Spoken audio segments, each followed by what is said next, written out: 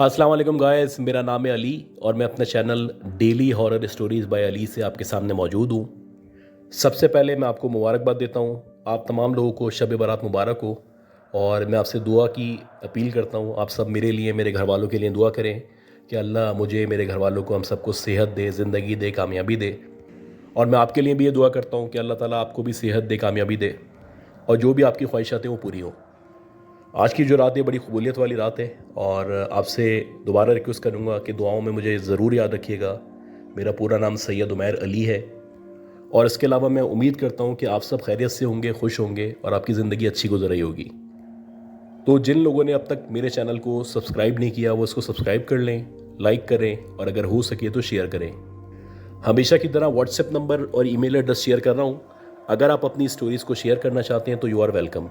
बाकी गाइस, कोई भी बात अगर आप लोगों को मेरी बुरी लगती है या लगी है तो उसके लिए मैं माजरत चाहता हूँ। अब हम बढ़ते हैं अपनी पहली स्टोरी की तरफ। तो गाइस, आज की जो पहली स्टोरी है ये शब बारात के ऊपर ही है और किसी एक प्लेटफॉर्म पे ये स्टोरी मैंने सुनी थी तो मैंने सोचा कि ये बड़ी इंटरेस्टिंग स्टोरी है, मैं आपसे शेयर करूँ ताकि आप भी कुछ चीज़ों का ख्याल रखें जब भी आप शब बारात में बाहर निकलें या कब्रिस्तान जाएँ। करेक्टर्स या नाम मैं चेंज कर देता हूँ उस स्टोरी में। बेसिकली ये जो स्टोरी है ये 3 दोस्तों की कहानी है और आप इस तरह समझ लें कि उसमें एक उवैस है, एक महनाज है और एक उमैर है। तो इसी तरह जैसे आज शब रात है वैसे ही एक दिन था और शब रात की रात थी। तमाम मुसलमान जो थे वो तैयारी पकड़ रहे थे कि मगरिब की अज़ान के बाद या नमाज के बाद नवाफिल वगैरह अदा करें और नवाफिल अदा करने के बाद वज़ू वगैरह करके, गुस्ल करके कब्रिस्तान जो जाया जाता है वैसे ही कब्रिस्तान जाएं।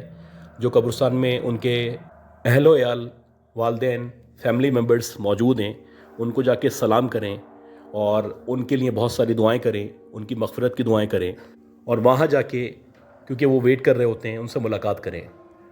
तो बहरहाल ये जो 3 दोस्त थे वैसे ही इन लोगों ने प्लान बनाया कि शब बारात को मगरिब के नमाज के बाद या उसके कुछ देर बाद हम लोग जो है वो कब्रिस्तान जाएंगे और वहाँ जाके फूल वगैरह डालेंगे, फातिहा ख्वानी करेंगे, दुआएं करेंगे, अपने प्यारों से मिल के आएंगे। खैर, तो ये लोग प्लान के मुताबिक जो है मगरिब के कुछ देर बाद निकल गए। अब आपको पता है कि शब बारात में आम तौर पे बहुत ज़्यादा रश हुआ करता है। जैसे नॉर्मली आम दिनों में आपने देखा होगा कि रश होता है, उससे ज़्यादा रश शब बारात में हुआ करता है।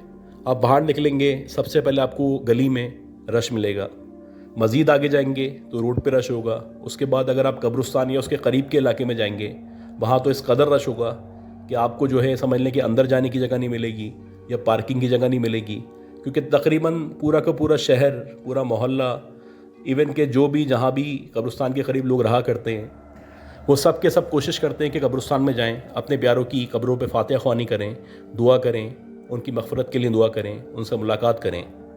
बहरहाल ये लोग निकले तो इनका भी यही प्लान था कि हम टाइम पे पहुंच जाएंगे, लेकिन किसी भी वजह से ये लोग बहुत ज़्यादा ट्रैफिक में फंस गए। अब आपको पता है कि ट्रैफिक जब बहुत ज़्यादा होता है तो वैसे ही अगर कोई बाइक पे मौजूद हो तो उसका जो गुस्सा होता है वो नॉर्मली बढ़ ही जाता है। वैसे ही था कि इन तीनों में से एक दोस्त जो था वो ड्राइविंग कर रहा था या बाइक चला रहा था और बाकी जो 2 दोस्त थे वो पीछे बैठे हुए थे। खैर, काफ़ी जद्दोजहद के बाद, काफ़ी कोशिशों के बाद जब ये कब्रिस्तान के करीब पहुँचे तो कब्रिस्तान के करीब पहुँच के आपकी सबसे पहली कोशिश होती है कि कोई पार्किंग की अच्छी सी जगह मिल जाए। अब ये काफ़ी देर तक देखते रहे, इनको कोई पार्किंग की जगह नज़र नहीं आई। तो उसके बाद इन लोगों ने सोचा कि पार्किंग का पहले नहीं देखते, पहले हम ऐसा करते हैं कि फूल ख़रीद लेते हैं, क्योंकि फूल वाले भी जो है वो बैठे होते हैं। लेकिन कभी कभी ऐसा होता है कि कुछ कब्रिस्तान ऐसे होते हैं जहाँ पे हर जगह फूल वाले मौजूद नहीं होते, किसी एक गेट पे मौजूद होते हैं या 2 पे होते हैं और 2 पे नहीं होते। तो इन लोगों ने भी ऐसे ही सोचा कि हम लोग जो है सबसे पहले फूल ख़रीदते हैं, उसके बाद पार्किंग का सोचेंगे। तो इनमें से जो एक दोस्त था जो सबसे आखिर में बैठा हुआ था, जिसका नाम महनाज था, वो बाइक पे से उतर गया और उसने कहा कि मैं फूल लेके आता हूँ और तुम लोग यहीं खड़े रहो। अब ये बताते कि इनका जो दोस्त था वो फूल लेने के लिए गया और हम देख रहे थे कि वो फूल वाले की दुकान की तरफ गया है। वहाँ पे ऑलरेडी हज़ारों लोग मौजूद थे और इतनी आसानी से या इतनी जल्दी फूल नहीं मिल सकते थे।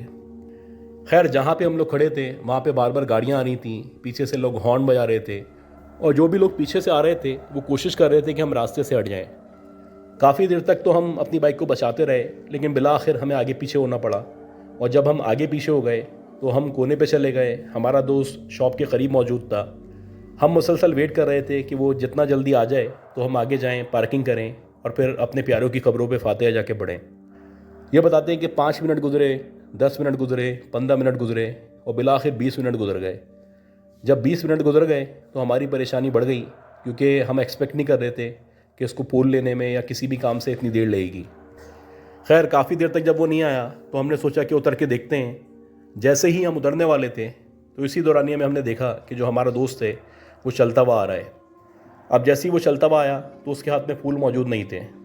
हमने उससे बोला तुम इतनी देर में आ रहे हो और फूल भी लेके नहीं आए। तो वो कहने लगा यार यहाँ पे फूल बहुत महंगे मिल रहे हैं, तुम एक काम करो बाइक पे बैठो, पहले मेरा एक दोस्त है उसकी कब्र पे चलते हैं, वहाँ जाके हम फातिहा पढ़ते हैं और जब हम वहाँ पे फातिहा पढ़ लेंगे तो उसके बाद वापस आ जाएंगे। अब हम उसकी ये बात सुन के हैरान थे, लेकिन जाहिर सी बात है हमारा दोस्त था तो हमने बोला ठीक है बैठो। खैर वो बाइक पे पीछे बैठ गया और वो कहने लगा तुम बाइक अभी सीधी ले लो। अब ये जो कब्रिस्तान था ये बहुत बड़ा कब्रिस्तान था और यहाँ पे अगर आप एंटर हो जाएं तो तकरीबन आधे से पौन घंटे अंदर घूमते रहें, आपको पता ही नहीं चलेगा। वैसे ही हुआ कि वो हमें बार बार बता रहा था यहाँ ले लो यहाँ ले लो, इस तरह करके तकरीबन 20 से 25 मिनट तक उसने बाइक चलवाई। और जब बिल्कुल अंधेरा आ गया, जहाँ पे ना कोई लाइट मौजूद थी, ना बंदा मौजूद था, ना बंदे का नामो निशान था, तो वहाँ जाके वो कहने लगा यहाँ सामने मेरे एक दोस्त की कब्र है, वहाँ चलते हैं, वहाँ जाके फातिहा पढ़ते हैं। अब ये बताते हैं कि हम बचपन से उसको जानते थे, हमारा आपस में घरों में आना जाना था और तकरीबन सारी बातें उसकी हमें पता थी और हमारी सारी बातें उसको पता थी। हम शक में पड़े हुए थे, हमारी समझ में नहीं आ रहा था कि ये इसका कौन सा दोस्त है जिसको ये जानता है और हम नहीं जानते, और कौन से ऐसे दोस्त का इसका इंतकाल हुआ है जिसके बारे में हमें नहीं पता। खैर हम इससे बोलने लगे कि भाई बता तो दो तुम्हारा कौन सा दोस्त है, उसका क्या नाम है, उसकी डेथ कब हुई थी, कैसे हुई थी। तो वो पहले तो टालता रहा, उसके बाद वो कहने लगा मेरा एक दोस्त था जिसको तुम लोग नहीं जानते, उसकी तकरीबन 2 साल पहले डेथ हुई थी और उसकी जो डेथ हुई थी वो कार एक्सीडेंट में हुई थी। अब ये सुन के हमने सोचा कि हो सकता है कोई ऐसा दोस्त हो, हालांकि यकीन तो नहीं आ रहा था, लेकिन फिर भी हमने कहा ठीक है चलो उतरो, अब वहाँ चलते हैं, वहाँ जाके फातिहा पढ़ते हैं। अभी बताते हैं कि जैसे ही हम लोग बाइक से उतरे तो वहाँ पे पार्किंग का कोई मसला नहीं था, क्योंकि वहाँ पे ना दूर दूर तक बंदा था, ना बंदे का नामो निशान था, बल्कि कब्रिस्तान का अख्ताम था और यहाँ पे हमने नहीं देखा कि कोई बंदा मौजूद हो या यहाँ पे कोई लाइट लगी हुई हो। खैर सबसे पहले हमारा वही दोस्त महनाज जो फूल लेने गया था या जो हमारे साथ यहाँ पे आया था वो उतर के उसने चलना शुरू कर दिया कब्र की तरफ। हम लोगों ने सामने आके गाड़ी पार्क की। जैसे ही हमने गाड़ी पार्क की या अपनी बाइक खड़ी की, उसको हमने ताला लगाया। अभी बताते हैं ताला लगाने के बाद जैसे ही हम मुड़े तो हमने देखा जो हमारा दोस्त है वो इस कदर तेज़ी से अंधेरे की तरफ जा रहा है, वो हमारा वेट भी नहीं कर रहा। हालांकि कभी भी उसने इस तरह का बिहेव नहीं किया था, वो हमेशा हमारा इंतज़ार करता था या हमारे साथ जाया करता था। खैर हमने सोचा कि उसको फॉलो करते हैं, हो सकता है बहुत जल्दी में हो या इसको अपने दोस्त की बहुत ज़्यादा याद आ रही हो। खैर हमने जैसे ही उसको फॉलो करना शुरू किया तो ये बताते हैं कि हमने देखा कि एक तो वो नंगे पैर है। हम बड़ा हैरान हुए क्योंकि जब वो घर से निकला था या हमारे साथ आया था तो उसने चप्पलें पहनी हुई थी। और दूसरी चीज़ जो हमने ऑब्ज़र्व की, उसके जो पांचे थे या उसकी जो शलवार का कपड़ा था वो बहुत ज़्यादा ऊपर हुआ था, तकरीबन समझ लें घुटनों से ज़रा सा नीचे था और बहुत ज़्यादा ऊपर था। नॉर्मली वो इस तरह के कपड़े या इतनी ऊंची शलवारें नहीं पहना करता था। खैर जब हमने उसके पाँव पे गौर किया तो उसके पाँव भी बज़ाहिर ऐसा लगा कि जले हुए पाँव हैं या झुलसे हुए पाँव हैं। अब जब हमने ये दोनों चीज़ें ऑब्ज़र्व की तो मैं और मेरा दोस्त हम दोनों एक दूसरे को देख रहे थे और हैरान हो रहे थे कि यार क्या ये हमारा वही दोस्त है जो हमारे साथ घर से निकला था, जो हमारे साथ कब्रिस्तान आया था, जिसने बड़े साफ़ सुथरे कपड़े पहने हुए थे, चप्पलें पहनी हुई थी। इसका एकदम से हुलिया कैसे चेंज हो गया है और इसके पाँव को क्या हो गया है, क्योंकि हम इसके साथ बचपन से रहते आ रहे हैं और हमने कभी भी इस तरह का कोई वाक़या या हादसा इसके साथ नहीं देखा कि कभी भी हमें पता चला हो या हमने देखा हो कि इसके पाँव में कभी आग लगी थी या जल गए थे या झुलस गए थे।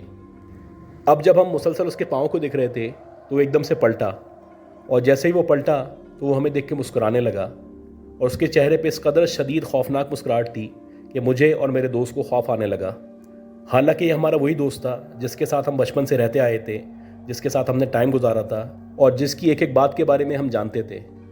खैर जब वो मुस्कुराने लगा तो मैं और मेरा दोस्त एकदम से पीछे हटे। मेरा दोस्त कहने लगा यार दाल में कुछ काला है। मुझे नहीं लगता कि हमारा वही दोस्त है या वही महनाज है जो हमारे साथ आया था। अब जब मैंने ये सुना तो मैंने भी कहा कि हाँ मुझे भी ऐसा ही लगता है। तो लिहाजा हमने अपने दोस्त को कहा, यानी वही महनाज जो अपने किसी दोस्त की कब्र पे फातिहा पढ़ना चाहता था या जो हमारे साथ बाइक पे पीछे बैठा हुआ था या जिसके पाँव झुलसे हुए थे या जिसके पाँव में चप्पल मौजूद नहीं थी, हमने उसको कहा कि तुम ऐसा करो कि तुम वहाँ पे जाओ अपने उस दोस्त की कब्र पे फातिहा पढ़ो, हम लोग तुम्हारा यहीं पे वेट कर रहे हैं। अब ये सुन के वो अजीब तरीके से हमें देखने लगा, फिर मुस्कुराने लगा और उसके बाद कह के लगाने लगा। ये बताते हैं कि जैसे ही हमने ये मंदिर देखा तो हमें यकीन हो चला कि ये हमारा दोस्त नहीं है। हम दोनों जितना तेज़ भाग सकते थे हम भागे, अपनी बाइक पे बैठे और जितना तेज़ मैं बाइक भगा सकता था मैंने भगाई और वापस उसी पॉइंट पे आ गए जहाँ पे हमने अपने दोस्त, असली दोस्त महनाज को उतारा था। अब हमारी सांस फूली हुई थी, हम शदीद खौफ का शिकार थे और हमारी समझ नहीं आ रहा था कि हमारे साथ क्या हुआ है। खैर वहाँ पे करीबी एक मस्जिद मौजूद थी, वहाँ जाके हमने सोचा कि अपने दोस्त के नाम का ऐलान करवाते हैं कि वो कहाँ पे, वो जहाँ पे भी है हमसे रब्ता करे। और ऐसे ही हुआ कि हम करीबी मस्जिद में गए, वहाँ जाके हमने ऐलान करवाया। जब ऐलान हुआ तो उसके कुछ देर बाद जो हमारा असली दोस्त था या जो हमारा वाकई में दोस्त था महनाज, वो फूल की थैली लेता हुआ मस्जिद के अंदर आ गया। और जब वो फूल की थैली लेके मस्जिद के अंदर आया तो हम दोबारा खौफ का शिकार हो गए और हम सोचने लगे या हम डरे हुए थे कहीं ऐसा ना हो कि वही शख्स या वही आदमी जो मेरे दोस्त के रूप में या हमारे दोस्त के रूप में हमारे साथ था वो दोबारा आ गया हो।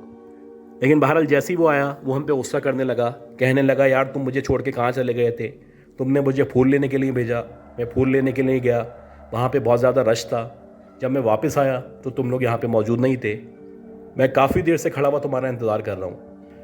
अब ये बताते हैं कि जब हमने उसके मुँह से ये सुना तो हमारा दिल सुकून में आया और हमें वाकई में यकीन हुआ कि हमारा जो एक्चुअल दोस्त है महनाज वो वापस आ चुका है। खैर ये बताते हैं उसके बाद हमने अपने दोस्त को सारा का सारा वाक़या बताया, वहाँ पे जो मस्जिद के इमाम मौजूद थे उनको भी ये सारा का सारा वाक़या बताया। तो वो जो इमाम साहब थे वो कहने लगे अक्सर शरीर किस्म के जो जन्नात होते हैं वो इस तरह की हरकतें किया करते हैं। खैर उन्होंने हम पे दम दुरूद किया और उन्होंने कुछ पानी पे पढ़ के हमें दिया और कहा कि ये पानी आप लोग पीते रहें, इंशाल्लाह कोई मसला नहीं होगा या इस तरह की कोई भी मखलूक़ात आपको मज़ीद नुकसान नहीं पहुँचाएंगी। खैर वो जो इमाम साहब थे उन्होंने बड़ी अच्छी बात कही, उन्होंने कहा कि हर वो लोग या तमाम वो लोग जो शब बारात वगैरह पे कब्रिस्तान आते हैं तो उनको कोशिश करनी चाहिए कि वो पाक साफ़ आएँ, अच्छे लिबास में आएँ, वज़ू करके आएँ और घर से निकलते हुए लाजमी आयतल कुर्सी पढ़ें, अपना हिसार करें। ये बताते हैं कि वहाँ पे जो हम फातिहा ख़्वानी करने गए थे वो फातिहा ख़्वानी हमने की और उसके बाद अपने अपने घर चले गए। अच्छा गाइस, इस तरह की बहुत सारी कहानियाँ हैं, बहुत सारे किस्से हैं जो हमने जन्नत के बारे में सुने हैं और बहुत सारी बातें मिठाई की दुकान के बारे में, बहुत सारी बातें मस्जिद के बारे में या मसाजिद के बारे में भी की जाती हैं। जैसे कि गए वक्तों में हमने एक स्टोरी सुनी थी जो हमारे एक दोस्त ने बताई थी कि वो मस्जिद में रुका हुआ था, एतकाफ़ के अंदर मौजूद था। और आपको पता है कि एतकाफ़ में जो है आखिर के जो 10 दिन होते हैं या आखिरी अशरा होता है रमज़ान का, वो आपने मस्जिद के अंदर गुजारना होता है और मस्जिद की एक हद होती है, उस हद से आपको बाहर नहीं निकलना होता, उस हद के अंदर आपको रहना होता है और उस हद के अंदर रह के ही आपको जो 10 दिन है या 9 दिन है वो वहाँ पे गुजारने होते हैं। यह एतकाफ़ की शराइत में से है। खैर इसी तरह वो बताते हैं कि एक दफ़ा ऐसा हुआ कि उनको जो है गुस्ल करना था, तो तकरीबन रात के 2 सवा 2 बजे का टाइम था, ये एतकाफ़ में मौजूद थे। अब ये अपने कपड़े वगैरह लेके मस्जिद के जो वॉशरूम था या गुस्ल खाना था वहाँ पे पहुँचे और उन्होंने सोचा कि मैं जाता हूँ वहाँ पे गुस्ल करके वापस आ जाता हूँ। ये बताते हैं कि मैं मस्जिद से बाहर निकला और वो जो गुस्ल खाना था जो कि मस्जिद के बाहर की तरफ मौजूद था वहाँ पे गया। वहाँ जाके मैंने कपड़े वगैरह टांगे, उसके बाद जो है मैंने नहाना स्टार्ट कर दिया या गुस्ल करना शुरू कर दिया। तो मुझे एकदम से महसूस होने लगा कि वो जो गुस्ल खाना है उसके बराबर में कोई है जो मौजूद है या कोई ना कोई अपनी प्रेजेंस शो कर रहा है। पहले तो मेरे जहन में वही सब चीज़ें आईं कि हो सकता है कोई मस्जिद का बंदा हो, एतकाफ़ वाला हो या कोई नमाजी हो या कोई यहाँ से मुसाफिर हो जो गुज़र रहा हो और वॉशरूम को इस्तेमाल कर रहा हो। लिहाजा मैं इसी का वेट करता रहा कि जैसे ही मैं गुस्ल करूँगा बाहर जाके देख लूँगा। लेकिन ये बताते हैं कि जब मैं गुस्ल कर रहा था और गुस्ल करने के बाद जब मैंने कपड़े वगैरह चेंज कर लिए और बाहर निकलने की कोशिश करने लगा तो दरवाज़ा जो था वो लॉक हो चुका था। वो अंदर से लॉक नहीं था, वो बाहर से लॉक था। खैर मैं बड़ा परेशान हुआ कि ये कौन ऐसी हरकत कर सकता है। बहरहाल ऊपर से मैं कूदा, कूदने के बाद मैंने जो कुंडी थी उसको खोला और बाहर जो भी अपनी चीज़ें थी निकाली। उसके बाद ये जो वाक़या था इसका जो ज़िक्र है वो मैंने वहाँ के इमाम साहब से किया कि किसी ने ऐसी शरारत की है कि बाहर से कुंडी लगा के चला गया था। तो कहने लगे भाई इस तरह के वाक़यात और मामलात यहाँ पे पेश आते रहते हैं और ये जो शरीर जिन्नात होते हैं या जिन्नात होते हैं वो इस तरह के काम कर सकते हैं और करते हैं। अच्छा, इसी तरह का एक वाक़या था और ये बहुत ज़्यादा सुनने में आता था। मिस्र के बारे में आप लोग जानते होंगे, इजिप्ट। वहाँ पे एक बहुत मशहूर मस्जिद है, अल ज़हीर बाबर्स बेबर्स मॉस्क भी कहते हैं उसको। और ये बेसिकली कलियोब जो शहर है वहाँ पे मौजूद है, जो कि काहिरा के नॉर्थ में वाक़ है। वहाँ पे बीच में इस तरह की बातें शुरू हुई थी कि लोगों का कहना था कि वहाँ पे जहाँ पे इबादत की जाती है या जहाँ पे वज़ू करने की जगह है ख़ास तौर पे, तो वहाँ पे एक जिन की प्रेजेंस जो है वो महसूस की जाती है, या अक्सर ऐसा है कि लोगों ने वहाँ पे महसूस किया है कि उनके अलावा भी ख़ास तौर पे वो जो वज़ू खाना मौजूद है या वहाँ पे जो एक कुआं मौजूद है जो बड़ा मशहूर कुआं है, वहाँ पे उनको एक प्रेजेंस है जो फील होती है। अच्छा, ये जो बातें की जाती हैं या की जा रही हैं वो सिर्फ लोग नहीं करते, बल्कि एक बहुत मशहूर वहाँ का अखबार है, उसका नाम है अखबार अल यौम। वहाँ पे भी यानी उसके अंदर भी ये वाक़या रिपोर्ट हो चुका है। उस अखबार के मुताबिक ये जो मस्जिद है, इस मस्जिद के राइट साइड वाला जो दरवाज़ा है, उस दरवाजे के पीछे एक बहुत बड़ा सा कुआं मौजूद है। और इस कुएं के बारे में कहा जाता है ये 13वीं सदी में या सालों पहले या सदियों पहले बनाया गया था। और ये जो कुआं बनाया गया था ये गए वक्तों में जो बादशाह वगैरह मौजूद थे उन्होंने बनवाया था। और उनका एक बुनियादी मकसद था, वो मकसद ये था कि यहाँ पे जो नमाजी आते हैं, जो नमाज़ पढ़ने के लिए आते हैं, या जो काफ़िले उस दौर में सफ़र किया करते थे, या किसी भी वजह से जो काफ़िले वगैरह गुजरते थे या मुसाफिर आया करते थे, जिनको वज़ू की या पानी की ज़रूरत होती थी, वो इस कुएँ को इस्तेमाल किया करते थे। और उस वक्त भी यानी उसके बाद से अब तक सदियों से इस कुएं के बारे में ये कहा जाता है कि यहाँ पे एक जिन मौजूद है। और अक्सर लोग जो इसके सराउंडेड एरिया में या जो वज़ू का एरिया है वहाँ पे वज़ू कर रहे होते हैं तो उनको कुएं से आवाज़ आती है। और वहाँ पे एक साहब थे जिन्होंने बाकायदा एक इंटरव्यू भी दिया था, उनका नाम मोहसिन था। उन्होंने बाकायदा बताया था कि एक दफ़ा मैं वहाँ पे वज़ू करने गया, तो जब मैं वहाँ पे वज़ू करने गया तो मुझे ऐसा लगने लगा कि मुझे बहुत ज़्यादा डर लगने लगा है, मेरा जिस्म भारी होना शुरू हो गया और मुझे ऐसा लगने लगा जैसे मैं इनसिक्योर हूँ या मेरे करीब कोई मौजूद है। मुझे एकदम से ठंडे पसीने आने लगे, मेरी हालत गैर हो गई और मुझे आहिस्ता आहिस्ता करके कुएं से आवाज़ें आने लगीं। अच्छा, इसके साथ साथ ये भी बताते हैं कि इस कुएं के बारे में ये भी कहा जाता है कि ये जो कुआं है इसके जो आखिर है यानी बॉटम है, उसके बारे में कहा जाता है कि वहाँ पे बहुत सारा ख़जाना जमा है या छुपाया गया है। गए वक्तों में जो बड़े बादशाह हुआ करते थे, जो बड़े हुक्मरान थे, वो अपना जो भी ख़जाना था या माल गनीमत था या जो भी दौलत इनके हाथ आया करती थी, वो सारी की सारी दौलत ज़ाहिर सी बात है वो हर जगह नहीं रख सकते थे, तो उसको छुपाने की गर्ज से या उसको बाद में इस्तेमाल करने की नीयत से या बहुत सारी और वजूहत की बिना पे ये इस कुएँ में नीचे डाल दिया करते थे। अभी भी कहा जाता है कि अगर इस कुएँ की सफाई की जाए या इसको चेक किया जाए तो वहाँ पे बहुत सारा सोना, बहुत सारी चांदी, बहुत सारे हीरे जवाहरात मौजूद हैं। लेकिन किसी के अंदर भी इस दौर में हिम्मत नहीं है कि वो इस कुएँ के पास जा सके या अंदर जा सके, इस सोने को, इन जेवरात को, इन हीरों को निकाल सके। अच्छा, इसी कुएँ के साथ इसी मस्जिद के अंदर कहा जाता है कि एक अमरूद का पेड़ भी मौजूद है। और वो जो अमरूद का पेड़ है उसके बारे में एक खुसूसियत कही जाती है कि जो शख्स भी उस दरख्त का फल यानी अमरूद खा लेगा तो उसको कितनी बुरी खांसी क्यों ना हो, कितनी मुश्किल खांसी क्यों ना हो, कितनी पुरानी खांसी क्यों ना हो, उसकी जो खांसी है वो एक दफ़ा खाने से ख़त्म हो जाएगी। इस मस्जिद के बारे में बताया जाता है कि ये 1272 में बनाई गई थी और ये जो बादशाह था ज़ाहिर बेबर्स, ये मिस्र के मशहूर तरीन, काबिल रश्क और रहम दिल बादशाहों में शुमार किया जाता था। ख़ास तौर में कहा जाता है कि जब मंगोल्स ने हमला किया था तो ये वो बादशाह था जिसने दीदा दिलेरी के साथ अपने मुल्क की हिफाजत की थी, उसकी सरहदों की हिफाजत की थी और अपने मुल्क को डिफ़ेंड किया था। ना सिर्फ डिफ़ेंड किया था बल्कि मंगोल्स के ख़िलाफ़ लड़ा था और जीत हासिल की थी। खैर, किस्सा मुख्तसर ये भी उन मसाजिद में शामिल है जिसके बारे में कहा जाता है कि यहाँ पे अब तक जन्नात रहा करते हैं। और बहुत सारे लोगों का कहना है कि अभी भी इस दौर में भी, इस टेक्नोलॉजी के दौर में भी कोई हिम्मत नहीं कर सकता कि वहाँ पे जाए, वहाँ जाके इसको एक्सप्लोर करे या वहाँ पे जो ख़जाना दफन है उसको निकाल सके। तो कहते आज की जो स्टोरीज़ थी ये शब बारात के हिसाब से थी और दीन के हिसाब से थी। उम्मीद करता हूँ ये स्टोरीज़ आपको पसंद आई होंगी।